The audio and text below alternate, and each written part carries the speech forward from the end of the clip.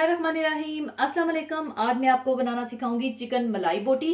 तो इसके लिए आप ले लीजिएगा बोनलेस चिकन के cubes 1 kilo, cream 4 table spoon, दही 4 टेबल स्पून, हरी मिर्चें पिसी हुई 1 टेबल स्पून, भुना कुटा धनिया और जीरा 1 टेबल स्पून, नमक 1 टेबल स्पून या हस्बे ज़रूरत अदरक लहसुन पिसा हुआ 1 टेबल स्पून भरकर, कुटी काली मिर्चें 1 टीस्पून, गरम मसाला पाउडर 1 टीस्पून, सुर्ख मिर्च पाउडर 1 टीस्पून, कुटी लाल मिर्चें 1 teaspoon, lemon juice 4 tablespoon, ज़ाफ़रान 1 चुटकी और सब्ज इलायची का पाउडर ½ टीस्पून चाहिए होगा।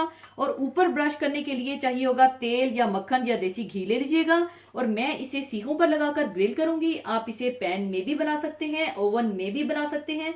और अगर आप पैन में या ओवन में बना रहे हैं तो आप मैरिनेशन में ही थोड़ा ऑयल या घी या मक्खन शामिल कर दीजिएगा और बना लीजिएगा। और जब ये तैयार हो जाए तो कोयले का दम लगा दीजिएगा ताकि इसके अंदर एक ज़बरदस्त सा स्मोकी फ्लेवर आ जाए। तो सबसे पहले चिकन को मैरिनेट करने के लिए आप इसमें डाल लें दही, क्रीम,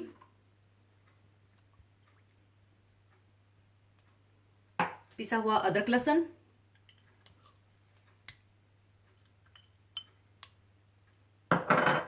पिसी हुई हरी मिर्चें,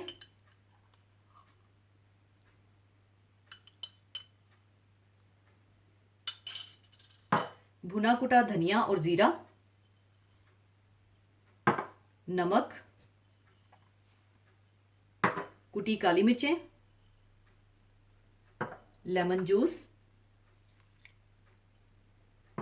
कुटी लाल मिर्चें, सुर्ख मिर्च पाउडर,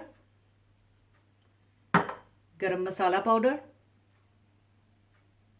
सब्ज इलायची का पाउडर और ज़ाफ़रान डालकर अच्छी तरह से मैरिनेट कर लें।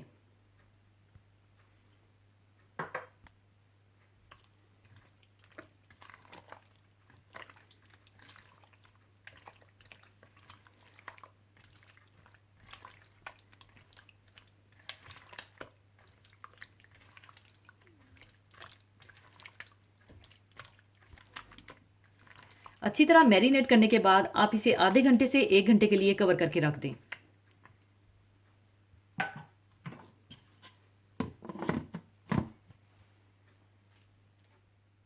तकरीबन 1 घंटा गुजरने के बाद आप इन्हें सीहों पर लगा लीजिए।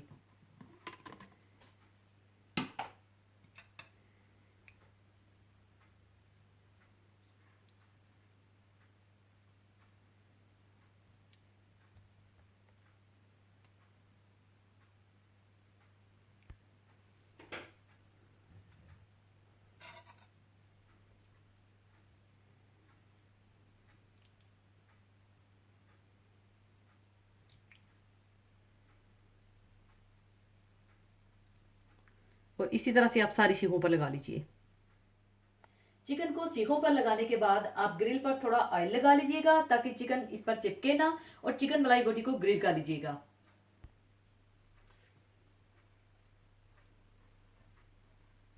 इस तरह से आप पहले ऑयल या मक्खन लगा लीजिएगा।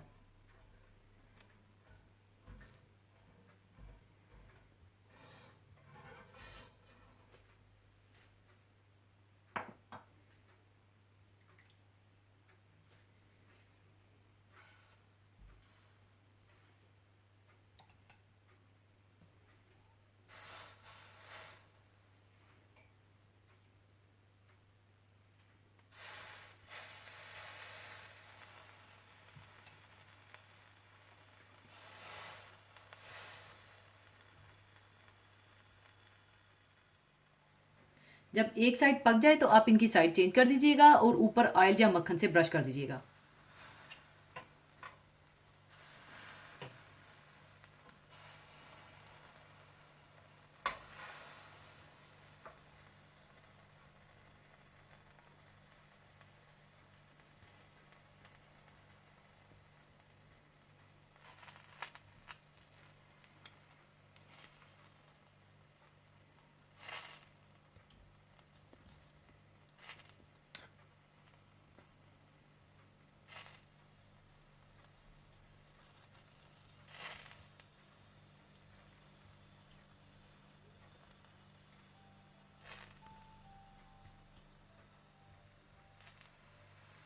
चिकन मलाई बोटी पकने के बाद इसी तरह से आप बाकी चीज़ों को भी तैयार कर लीजिएगा।